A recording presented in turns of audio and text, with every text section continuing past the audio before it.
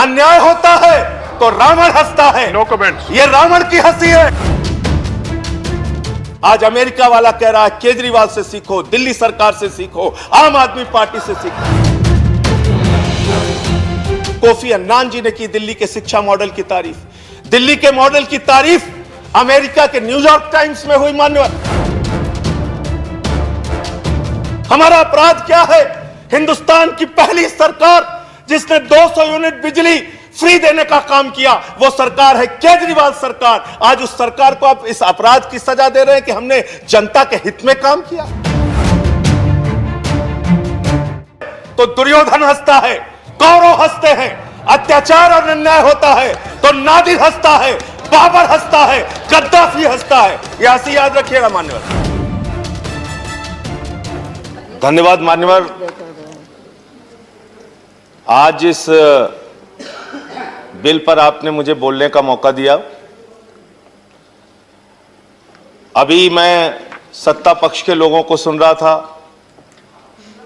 सिंघवी साहब ने बताया कि कैसे ये कानून सुप्रीम कोर्ट के संविधान पीठ के फैसले के खिलाफ है, कैसे ये कानून हिंदुस्तान के संविधान के खिलाफ है, कैसे ये कानून इस देश के लोकतंत्र के खिलाफ है, कैसे ये कानून एक चुनी हुई सरकार के खिलाफ है।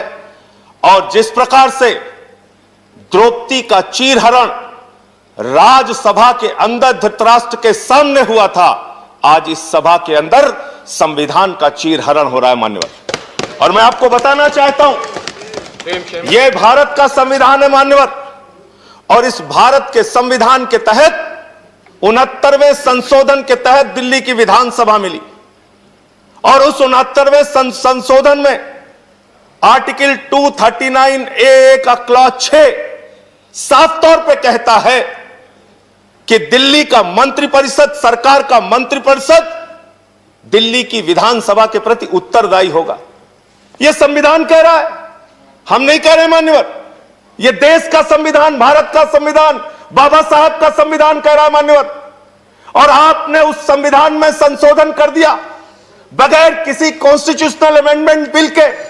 आप एक गैर कानूनी, गैर संवैधानिक बिल लाकर आप इस देश के संविधान को तार तार कर रहे हैं। आप भारत की आत्मा को तार तार कर रहे हैं मान्यवर। दिल्ली के 2 करोड़ लोगों ने एक सरकार को चुना। मैं आपके माध्यम से इस सरकार से पूछना चाहता हूं, हमारा अपराध क्या है? आज आप बताइए। हमारे जुल्म की, किस जुल्म की आप, किस अपराध की सजा हमें दे रहे हैं? आज बताइए इस सभा में मान्यवर। मैं पूछना चाहता हूं बड़ी विनम्रता पूर्वक आपसे, जब केजरीवाल जी मुख्यमंत्री बने, स्कूलों में जाते थे, मकड़ी के जाले लगे होते थे। आज उन स्कूलों के अंदर एयर कंडीशन कमरे दिल्ली के बच्चों के लिए बनाया। क्या यह हमारा अपराध है मान्यवर? दिल्ली में मोहल्ला क्लिनिक बनाया जहां पर 200 तरह की जांच फ्री होती है, अल्ट्रासाउंड फ्री होता है, लोगों का इलाज फ्री होता है। क्या यह हमारा अपराध है मान्यवर? केजरीवाल सरकार ने महिलाओं के लिए बस की यात्रा फ्री की, बुजुर्गों की पेंशन 2 गुना की, विधवाओं की पेंशन 2 गुना की, दिव्यांगों की पेंशन 2 गुना की, गेस्ट टीचर की तनख्वाह 2 गुना की। क्या यह हमारा अपराध है मान्यवर? हमारा अपराध क्या है? हिंदुस्तान की पहली सरकार जिसने 200 यूनिट बिजली फ्री देने का काम किया, वो सरकार है केजरीवाल सरकार। आज उस सरकार को आप इस अपराध की सजा दे रहे हैं कि हमने जनता के हित में काम किया। आज दिल्ली के सरकार की तारीफ संयुक्त राष्ट्र महासंघ के पूर्व महासचिव कोफी अन्नान जी ने की दिल्ली के शिक्षा मॉडल की तारीफ। दिल्ली के मॉडल की तारीफ अमेरिका के न्यूयॉर्क टाइम्स में हुई मान्यवर। लोग पहले कहते थे अमेरिका से सीखो, अमेरिका से सीखो। आज अमेरिका वाला कह रहा है केजरीवाल से सीखो, दिल्ली सरकार से सीखो, आम आदमी पार्टी से सीखो। ऐसी सरकार, ये हंसी सर, ये हंसी याद रखिएगा सर।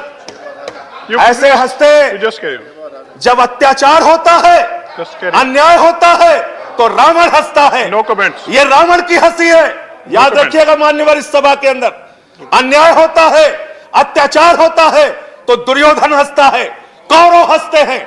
अत्याचार और अन्याय होता है तो नादिर हंसता है, बाबर हंसता है, गद्दाफी हंसता है। यह हंसी याद रखिएगा मान्यवर। ये आज एक लोकतांत्रिक ढंग से चुनी हुई सरकार, जिसको 2 बार 67 सीट 62 सीट मिली।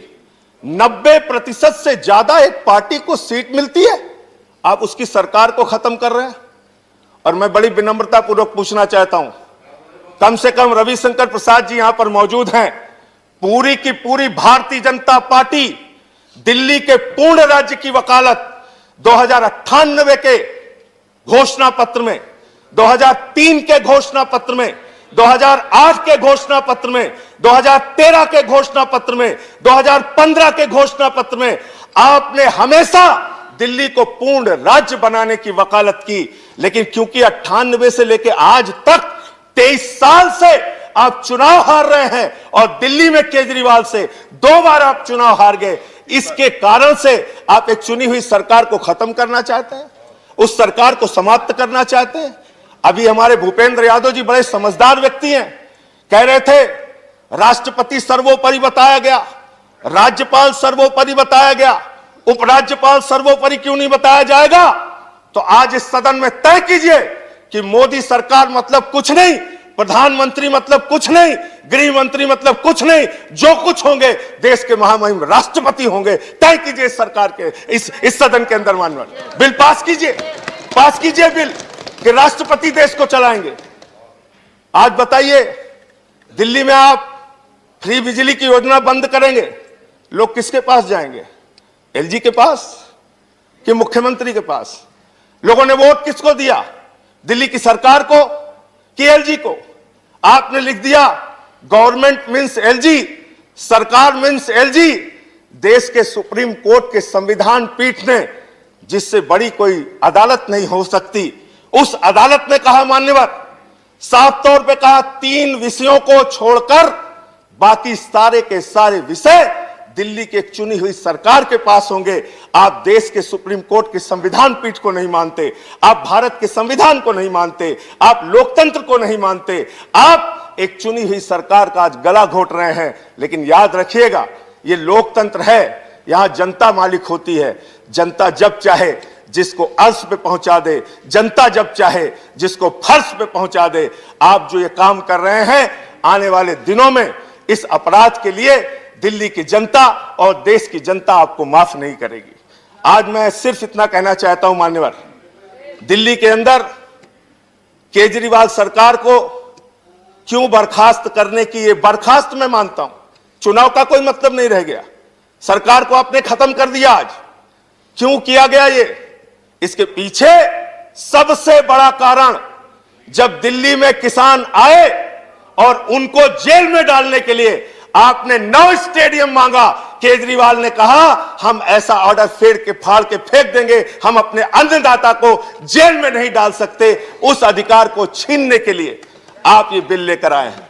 200 यूनिट बिजली फ्री की योजना छीनने के लिए आप ये बिल लेके आए हैं। मान्यवर आज बोलने दीजिए हमें, ये लोग बहुत बोल चुके हैं, तो बिल सरकार ही खत्म कर, आपको मौका मिलता है। मान्यवर दिल्ली में फ्री बिजली की योजना को खत्म करने के लिए, फ्री शिक्षा की योजना को खत्म करने के लिए, फ्री पानी की योजना को खत्म करने के लिए, मोहल्ला क्लिनिक की योजना को खत्म करने के लिए, दिल्ली की जनता के अधिकारों को छीनने के लिए यह गैर संवैधानिक, गैर लोकतांत्रिक बिल लाया गया है और इसका हम विरोध करते हैं। ये बिल रद्द होना चाहिए, वापस होना चाहिए। ये संविधान और लोकतंत्र के विरुद्ध है। और अगर आपके अंदर जरा सी भी आज वोट, आप जरूर बहुमत के आधार पर फैसला कर सकते हैं, धन्यवाद संजय सिंह जी। लेकिन कभी कभी आत्मा की आवाज पर भी फैसला लेना चाहिए। इधर बैठे हो या उधर बैठे हो, आत्मा की आवाज पर अगर पूछोगे, यहां बैठे हुए सारे लोग, धन्यवाद, एक भी मान्यवर सदस्य समाप्त कीजिए, अगर इनका लाई डिटेक्टर टेस्ट कराओगे ना,